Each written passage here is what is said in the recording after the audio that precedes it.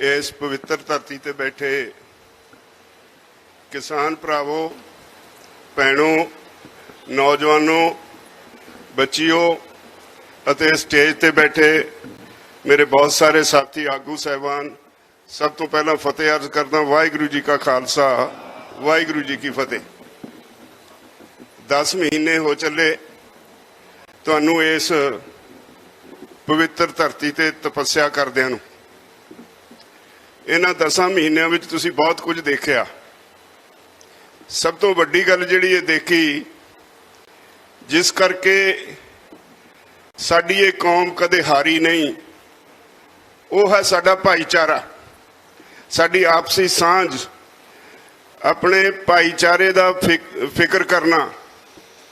साडी अज दे इस मोर्चे दी एक बहुत वड्डी धिर विदेशों च बैठे साडे NRI वीर ने, जिन्हां ने किसी तरह की कोई कमी इस मोर्चे ते सानू महसूस नहीं होण दिती, जिन्हां ने इन्ना ही नहीं किया भी सानू मदद भेजी।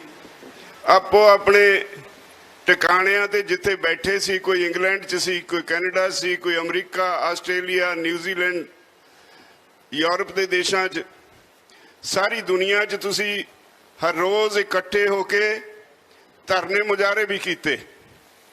तुहाडी ये भी बहुत वड्डी साडे लई हिम्मत सी भई तुसी उत्थे वसदे जिहड़े साडे पंजाबी MPs ने अलग अलग देशों विच, उन्होंने खुल के साडी मदद की। इंग्लैंड की पार्लीमेंट च उत्थे दे हाउस ऑफ कॉमन च 2 बार इन्हां कानूनों के उत्ते बहस हुई। ये बहुत वड्डी गल है। कनेडा की पार्लीमेंट च बहस हुई, आस्ट्रेलिया च हुई, न्यूजीलैंड च हुई, यूनाइटेड नेशन च हुई, इंटरनेशनल ह्यूमन राइट्स कमीशन वालों भी भारत सरकार को नोटिस आया। एक बड़ा वड्डा दबाव सी जिहड़ा विदेशों च बैठे साडे वीरां ने खड़ा किया मोदी सरकार उत्ते। तो इस तरह की कम्यूनिटी नूं दुनिया च कोई हरा नहीं सकिया कदी। ये साडा इतिहास है, साडा इतिहास है। चाहे असीं अंग्रेज़ों के नाल लड़ाई लड़ी, कोई अंग्रेज़ों के नाल रल के यूरोप च जाके उत्थे भी मोहरी बन के लड़ाई की, ते जे इस देश नूं लोड़ पई तो इत्थे भी मोहरी बन के लड़ाई की। तो इहो जी कम्यूनिटी नूं, इहो जे समाज नूं दुनिया की कोई ताकत हरा नहीं सकती। जिहदे कोल एडा वड्डा असासा होवे, जिहदा इहो जिहा कमिटेड भाईचारा होवे, ਉਹਨੂੰ कोई नहीं हरा सकता। पर दूजे पासे दे नाल ही अज जदों ये अंदोलन सारी दुनिया का अंदोलन बन गया है, तो हैरानी होगी तुहानू, पिछले दिन ही तमिलनाडु विच भी इसे तरह दी वड्डियां कानफ्रेंसां होण लग गईयां जिहो जिहो मुजफ्फरनगर च होईयां। कल्ला मुजफ्फरनगर नहीं, अज सारा देश तपदा पिया इस अंदोलन करके। सारे देश च बैठे किसान मजदूर, वो सारे दे सारे इस जिहड़ा धुर है अंदोलन का इत्थे बैठियां दा, इहदे वल देखदे ने। असीं कोई भी गल इत्थों ऐलान करदे हां तां सारी दुनिया च उहदे ते अमल हो जांदा है। अज सब तो वध बुखार मोदी सरकार नूं इसे मोर्चे दा है। कुछ पोलीटिकल पार्टियां नूं भी तकलीफ है। असीं पिछले दिनी पंजाब दीआं पोलीटिकल पार्टियां नूं जिहड़ियां चोणां विच 10 महीने पहले ही सरगर्म हो गईयां, चोणां तां उत्तराखंड च भी होणीआं ने, चोणां तां यूपी च भी होणीआं ने, ते उत्थे हाले कोई पोलीटिकल लीडर सरगर्म नहीं होया। पर साडे पंजाब दे लीडरां नूं पता नहीं की होया, क्योंकि पंजाब अंदोलन दा धुर है, वो इह तों डरन लग पए। उन्हां ने चोण मुहिम तेज कर दित्ती। लोकां दा मन, लोकां दा ध्यान इस मोर्चे नाल जुड़िया है। साडे इस मोर्चे की चर्चा घर घर पहुंच गई है, चुल्हियां ते चर्चा होण लगी है, ते इह तों उन्हां नूं तकलीफ होई। सब तो पहला अकाली दल वाले ने चोण मुहिम शुरू कर दी, फिर उस तो बाद को कांग्रेस वाले भी हिले जुले, बाकी पार्टियां भी करन लगियां। सानू लग्या भी ये अंदोलन का धुरा उन्होंने हिलाउण की कोशिश है। असी सारिया पार्टियां नूं पिछले दिन ही बुला के सारियां नाल गलबात की। ਅਸੀਂ ਉਹਨਾਂ ਨੂੰ ਕਿਹਾ ਵੀ ਲੋਕਾਂ ਦਾ ਧਿਆਨ ਕੇਂਦਰਿਤ ਹੈ ਇਸ ਮੋਰਚੇ ਤੇ, ਉਹ ਹੋਰ ਕਿਸੇ ਪਾਸੇ ਆਪਣਾ ਧਿਆਨ ਨਹੀਂ ਲਾਉਣਾ ਚਾਹੁੰਦੇ। ਅੱਜ ਤੱਕ ਇਤਿਹਾਸ ਵਿੱਚ ਕਦੇ ਵੀ 2 ਮਹੀਨੇ ਤੋਂ ਬਾਅਦ ਚੋਣ ਮੁਹਿੰਮ ਨਹੀਂ ਚੱਲੀ। ਤੁਸੀਂ 10 ਮਹੀਨੇ ਪਹਿਲਾਂ ਹੀ ਇਹ ਮੁਹਿੰਮ ਸ਼ੁਰੂ ਕਰ ਦਿੱਤੀ। ਕੀ ਮੁਸ਼ਕਿਲ ਆ ਗਈ ਤੁਹਾਨੂੰ? ਤੁਸੀਂ ਇਸ ਮੋਰਚੇ ਨੂੰ ਜਿੱਤ ਲੈਣ ਦਿਓ, ਉਹ ਤੋਂ ਬਾਅਦ ਅਸੀਂ ਤੁਹਾਨੂੰ ਨਹੀਂ ਰੋਕਾਂਗੇ। ਤੁਸੀਂ ਜੀ ਸਦਕੇ ਪ੍ਰਚਾਰ ਕਰਿਓ, ਆਪਣੀਆਂ ਚੋਣਾਂ ਲੜਿਓ, ਆਪਣਾ ਪ੍ਰੋਗਰਾਮ ਦਿਓ। ਅਸੀਂ ਸਾਰਿਆਂ ਨੂੰ ਉਸ ਦਿਨ ਅਪੀਲ ਕੀਤੀ ਵੀ ਜਦੋਂ ਤੱਕ ਚੋਣਾਂ ਡਿਕਲੇਅਰ ਨਹੀਂ ਹੁੰਦੀਆਂ ਉਦੋਂ ਤੱਕ ਤੁਸੀਂ ਚੋਣ ਮੁਹਿੰਮ ਨਾ ਕਰੋ, ਮੋਰਚੇ ਨੂੰ ਕਮਜ਼ੋਰ ਨਾ ਕਰੋ। ਪਰ ਮੈਨੂੰ ਅਫਸੋਸ ਹੁੰਦਾ ਹੈ ਵੀ ਇੰਨੀ ਤਕਲੀਫ ਅਕਾਲੀ ਦਲ ਦਾ ਤਾਂ ਆਈਟੀ ਵਿੰਗ ਹੈ ਜਿਹੜਾ, ਤੇ ਉਹਦੇ ਹੋਰ ਛੋਟੇ ਮੋਟੇ ਉਹਨਾਂ ਦੇ ਕਾਰਕੁਨ ਨੇ, ਉਹਨਾਂ ਨੂੰ ਵੇਲ ਹੀ ਨਹੀਂ ਸਾਨੂੰ ਗਾਲਾਂ ਕੱਢਣ ਤੋਂ ਸਿਵਾ। ਸੋਸ਼ਲ ਮੀਡੀਆ ਤੇ ਗੰਦ ਬਕਦੇ ਨੇ, ਊਲ ਜਲੂਲ ਗੱਲਾਂ ਕਰਦੇ ਨੇ। ਹੁਣ ਕਾਂਗਰਸ ਵਾਲੇ ਵੀ ਤੜਫ ਉੱਠੇ। ਜਿਹਦੀ ਸਰਕਾਰ ਹੁੰਦੀ ਹੈ ਉਹਨੇ ਕੁਝ ਸਰਕਾਰੀ ਕੰਮ ਨਿਭਾਉਣੇ ਹੁੰਦੇ ਨੇ। ਜਦੋਂ ਮੀਟਿੰਗ ਵਿੱਚ ਅਸੀਂ ਸਾਰਿਆਂ ਨੂੰ ਇਹ ਹਦਾਇਤ ਕੀਤੀ ਤਾਂ ਕਾਂਗਰਸ ਵਾਲਿਆਂ ਨੂੰ ਕਿਹਾ ਵੀ ਜੇ ਤੁਸੀਂ ਕੋਈ ਸਰਕਾਰੀ ਕੰਮ ਲਈ ਕਿਸੇ ਪਿੰਡ 'ਚ ਜਾਣਾ, ਵੱਡਾ ਇਕੱਠ ਨਹੀਂ ਕਰਨਾ, 20-50 ਬੰਦਿਆਂ ਦੇ ਸਾਹਮਣੇ ਚੈੱਕ ਦੇਣਾ, ਦੇ ਕੇ ਆ ਜਾਓ, ਪਰ ਇਹ ਨਹੀਂ ਕੋਈ ਵੱਡੀ ਰੈਲੀ ਕਰੋ, ਉਹਦਾ ਅਸੀਂ ਵਿਰੋਧ ਕਰਾਂਗੇ। ਹੁਣ ਉਹਨਾਂ ਨੇ ਵੀ ਰੈਲੀਆਂ ਕਰਨੀਆਂ ਸ਼ੁਰੂ ਕਰ ਦਿੱਤੀਆਂ ਔਰ ਸਾਨੂੰ ਕਈ ਸੱਜਣ ਸਵਾਲ ਕਰਦੇ ਨੇ ਉਹਨਾਂ ਨੂੰ ਕੁਝ ਕਿਉਂ ਨਹੀਂ ਕਹਿੰਦੇ। ਤੇ ਮੈਂ ਅੱਜ ਕਹਿ ਦਿੱਤਾ ਹੈ, ਮੈਂ ਕੁਝ ਮਹਾਰਾਣੀ ਪ੍ਰਨੀਤ ਕੌਰ ਨੇ ਕਿਤੇ ਬਸੀ ਦੇ ਨੇੜੇ ਕਰਨੀ ਹੈ ਰੈਲੀ, ਮੈਂ ਅੱਜ ਵਰਕਰ ਮਿਲੇ ਸੀ, ਉਹਨਾਂ ਨੂੰ ਕਿਹਾ ਜਾਓ ਕਰੋ ਤਿਆਰੀ, ਜੇ ਵੱਡੀ ਰੈਲੀ ਕਰਦੀ ਹੈ ਉਹਦਾ ਡਟ ਕੇ ਵਿਰੋਧ ਕਰੋ। ਤਾਂ ਸਾਡੇ ਲਈ ਸਾਰੇ ਇੱਕੋ ਜਿਹੇ ਨੇ, ਪਰ ਸਾਡੇ ਲਈ ਮੋਰਚਾ ਸਾਡਾ 1 ਨੰਬਰ ਤੇ ਹੈ।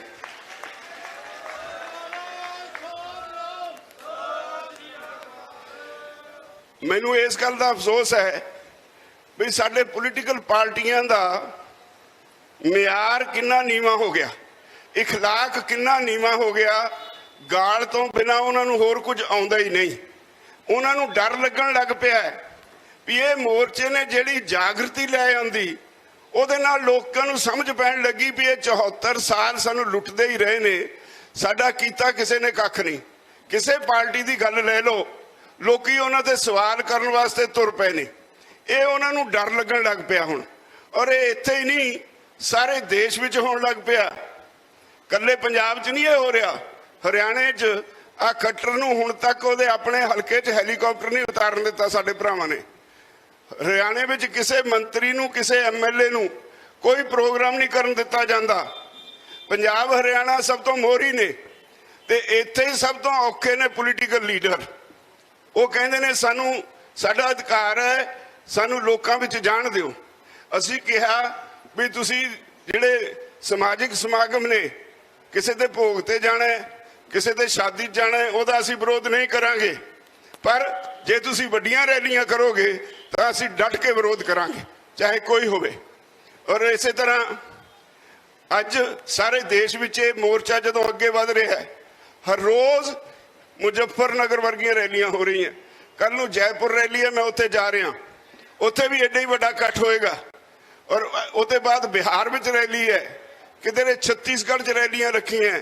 ਇੰਨੀ ਜਗ੍ਹਾ ਤੇ ਰੈਲੀਆਂ ਨੇ, ਸਾਡੇ ਕੋਲ ਵੰਡਿਆਂ ਕੋਲੋਂ ਇੰਨੀਆਂ ਭੁਗਤਾ ਵੀ ਨਹੀਂ ਹੋ ਰਹੀਆਂ। ਸਾਰਾ ਦੇਸ਼ ਹਿੱਲ ਗਿਆ ਤੇ ਉਹਦੀ ਤਕਲੀਫ ਸਾਰੇ ਪੋਲੀਟੀਕਲ ਲੀਡਰਾਂ ਨੂੰ ਹੈ।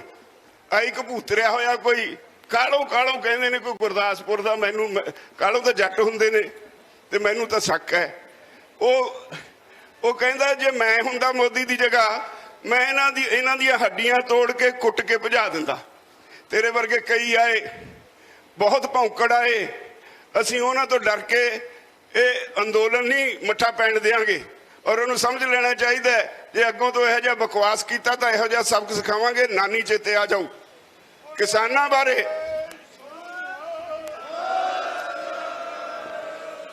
ਬਾਰੇ ਅਪਸ਼ਬਦ ਵਰਤਣ ਵਾਲਾ ਕੋਈ ਵੀ ਲੀਡਰ ਬਖਸ਼ਿਆ ਨਹੀਂ ਜਾਏਗਾ। ਇਹ ਅੰਦੋਲਨ ਹੈ ਜਿਹਦੇ ਨਾਲ ਸਾਡੀ ਰੋਟੀ ਰੋਜ਼ੀ ਜੁੜੀ ਹੈ। ਇਹ ਅੰਦੋਲਨ ਹੈ ਜਿਹਦੇ ਨਾਲ ਸਾਡਾ ਭਵਿੱਖ ਜੁੜਿਆ ਹੈ। ਇਹ ਅੰਦੋਲਨ ਹੈ, ਤੁਸੀਂ 74 ਸਾਲਾਂ 'ਚ ਇਸ ਦੇਸ਼ ਨੂੰ ਕੁਝ ਨਹੀਂ ਦੇ ਸਕੇ। ਇੱਥੇ ਗਰੀਬੀ ਨਹੀਂ ਕੱਢ ਸਕੇ, ਇੱਥੋਂ ਬੇਰੁਜ਼ਗਾਰੀ ਨਹੀਂ ਕੱਢ ਸਕੇ, ਇੱਥੋਂ ਭ੍ਰਿਸ਼ਟਾਚਾਰ ਬੰਦ ਨਹੀਂ ਕਰ ਸਕੇ, ਇੱਥੇ ਤੁਸੀਂ ਕੁਝ ਕਰ ਨਹੀਂ ਸਕੇ। ਅੱਜ ਜੇ ਲੋਕ ਤੁਹਾਡੇ ਤੇ ਸਵਾਲ ਕਰਦੇ ਨੇ ਤਾਂ ਤੁਹਾਨੂੰ ਤਕਲੀਫ ਕਿਉਂ ਹੁੰਦੀ ਹੈ? ਇਹ ਦੇਸ਼ ਇਹਨਾਂ ਲੋਕਾਂ ਦਾ ਹੈ। ਇਹਨਾਂ ਲੋਕਾਂ ਨੂੰ ਤੁਸੀਂ ਲੁੱਟਿਆ, 74 ਸਾਲ ਲੁੱਟਿਆ। ਇਹ ਡਰਾਮਾ ਹੁਣ ਚੱਲਣ ਵਾਲਾ ਨਹੀਂ। ਅੰਦੋਲਨ ਜਿੱਤਿਆ ਵੀ ਗਿਆ ਤਾਂ ਲੋਕਾਂ 'ਚ ਇੰਨੀ ਜਾਗਰਤੀ ਆ ਗਈ, ਲੋਕ ਸਵਾਲ ਕਰਨਗੇ ਔਰ ਤੁਹਾਨੂੰ ਸਵਾਲਾਂ ਦੇ ਜਵਾਬ ਦੇਣੇ ਪੈਣਗੇ।